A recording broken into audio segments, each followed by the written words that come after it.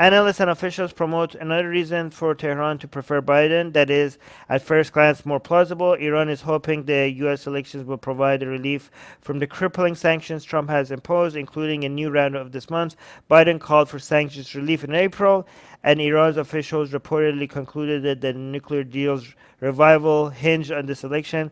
Okay, the nuclear deal's revival could prove to be very, very unpopular amongst supporters of the Islamic Republic. I don't know how that seems like political suicide after Trump got out of that deal. I think like right now the Islamic Republic of Iran would like to renegotiate that deal with Biden, but a lot of the supporters of the Islamic Republic are gonna say no, you can't do that because that deal is a joke right now. Even if United States wants to go back to that deal, Iran's government shouldn't go back to that deal. That's what they argue. But I think because a lot of the people in Iran's government has realized that they need that for their survival, they are already, I could already see Khamenei saying things and using Rouhani as a puppet to say some things that kind of like is easing its supporters to like maybe we need to go back to that deal.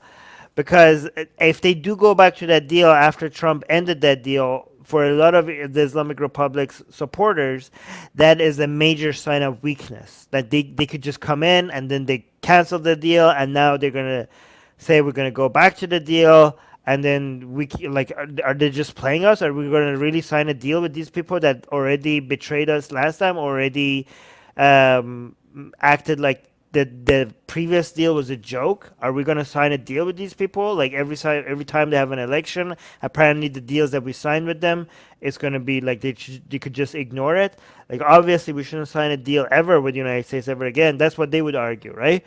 But I think because they're so desperate to have any negotiation with Iran, I saw Khamenei saying like, "Oh yeah, Imam Hassan, he did peace with his enemies and blah blah blah." I'm like, why is Khamenei talking about Imam Hassan and the peace he did with his enemies and all that crap?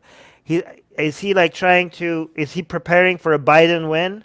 Is he trying to tell his followers to start, like ease it down on the we will never do a deal with Iran kind of argument? Like is that what he's trying to do? You guys know who Imam Hassan is, right? It's usually a Shia Imam that never gets mentioned unless you're trying to surrender. And if you're trying to surrender, you're trying to make your surrender sound more like a strategic peace deal rather than a surrender, okay? That's when Shias invoke the name of Imam Hassan. They invoke the name of Imam Hassan whenever they're surrendering, but they're acting like this is not surrender, this is a strategic peace deal, okay? And Khamenei is now mentioning Imam Hassan. Another thing Khamenei just recently mentioned was, Imam Khomeini, the founder of the Islamic Republic, saying that he's going to drink the cup of poison when he did a peace deal with Iraq. And he basically agreed a peace deal with Iraq. And he's just reminding people that remember Khomeini did that as well. So doing peace with your enemy is not always a bad thing. So I was like, why is Khamenei mentioning Khomeini's peace deal with Iraq? Is he getting prepared to do an agreement with the United States, and is trying to like they're preparing for a Biden win? That I think they're preparing for a Biden win, and they keep mentioning that so that their supporters chill the f out, right? So that their supporters, like basically it's a subtle hint to their supporters, don't go like, oh, we will never do a deal with the United States after they did that before. And even with these subtle hints, I think their supporters are going to still do that, right? And a lot of them are going to, if there is any deal with the United States, between Iran and the United States, a lot of the supporters of the Islamic Republic are going to get extremely angry, okay? But that's why they're trying to ease into it, and that's why they're sending Rouhani, instead of Khamenei directly saying that, they're sending Rouhani to say that so that he gets all the anger instead of Khamenei himself. Another thing they might do if there is a deal again with the Biden administration is that they might be like, oh no, we're skeptical. They have to do this and this before we sign a deal. Like, okay, fine, we're gonna do a deal because we managed to get them to surrender. Look, we humiliated them. They know they can't.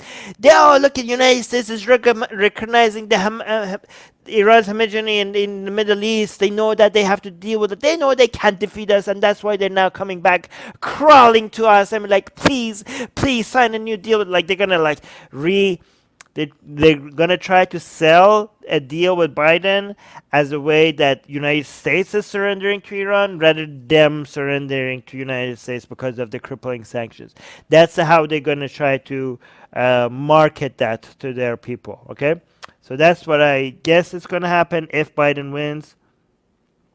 Qasim is saying puppet Rouhani, LOL. Yep, exactly. He is a puppet.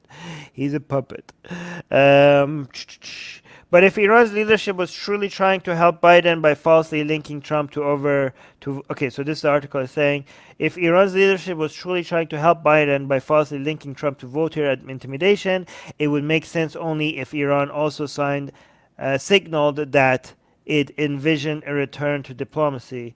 Otherwise, it would be nonsensical for Iranian leaders to support a candidate on the premise that he would engage in diplomacy. That is bullcrap. Who wrote this article? Guys, do you understand that Iran can do one thing and pretend that they like something else because they have multiple audiences? Okay, Iran's government, they have to worry about whenever they do something or say something, they have an international audience, they have the United States civilian audience, they have a United States government audience, they have their Iranian dissident audience, they have their Iranian supporter audience, they have the Shia supporters in their region audience. So if they say something and they seem to mean something else, they do something that seems to be like goes against the wording that they have when they mention their intentions.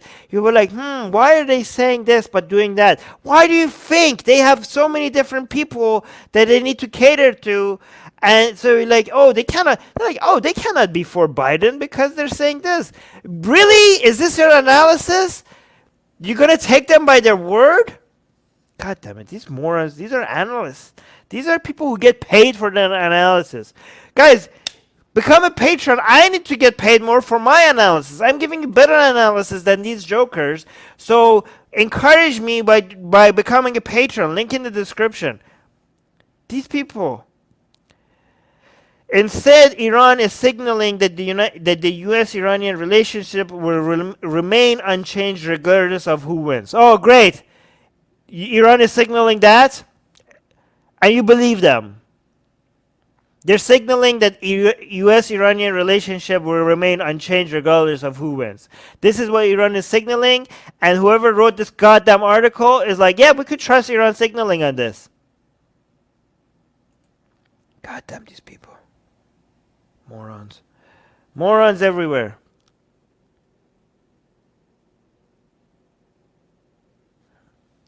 Yeah. Instead, okay, I already read that. Khamenei has already ruled out nuclear negotiations with U.S. Yeah, this was before. Now they're a bit desperate. Okay, Khamenei has already ruled out nuclear negotiations with the U.S. altogether. That was a while back ago. That was a bit, that was a while ago. Now he's talking about, Imam Hassan made peace with his enemies. Oh, Khomeini, he said that I'm going to drink the cup of poison and when he signed the peace agreement with Iraq. So his tone, his signaling is slightly changing. And guys, this is a recent article that these idiots wrote, and they haven't noticed that. I noticed that. This is why you come to me with better analysis, okay? This was October 23, 2020. They wrote this, and the things I'm telling you happened before this article was written, okay? So this is why you come to me, okay? I'm giving you better analysis than these people that their entire job is to analyze the Middle East, okay?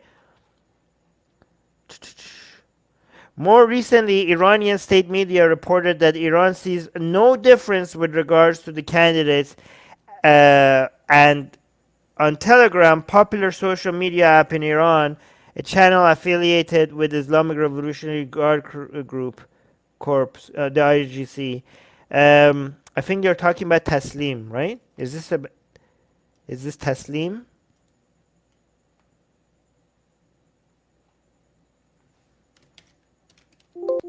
It's not Taslim? Okay. Popular social media app in Iran, channel affiliated with Islamic Revolutionary Guard Corps, claimed that pressure against Iran would continue regardless of whether Trump or Biden wins. Okay, and you're gonna believe them. Look at this idiots believing that, like, hey, Tehran officials told us this, so it must be true. It must be true. Like, oh, Iran says that they see no difference with regards to who wins. Well, I guess if Iranian officials are saying it, how could they be lying? And they say, like, oh, the pressure would be the same. Guys, you guys are not, you guys are mostly not experts, right? But I think most of you are not dumb enough to think that the pressure on Iran is going to be identical under Trump and Biden.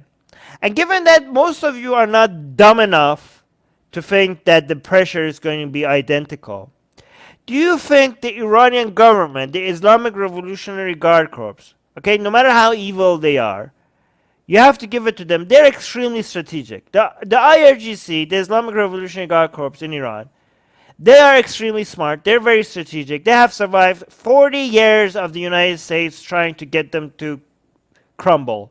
They have survived that, okay? They know what they're doing. Yes, they're evil, but they're extremely strategic. They have managed to survive against all odds, okay? You think these people, that their life depends on getting their analysis right? Do you think the Islamic Revolutionary Guard, do you think they're stupid enough to think that the pressure on them is going to be exactly the same under Trump and Biden? No, they're not dumb enough to think that. So the only conclusion I could have, I could be wrong, is that whoever wrote this article is dumb enough to think that the IRGC thinks that.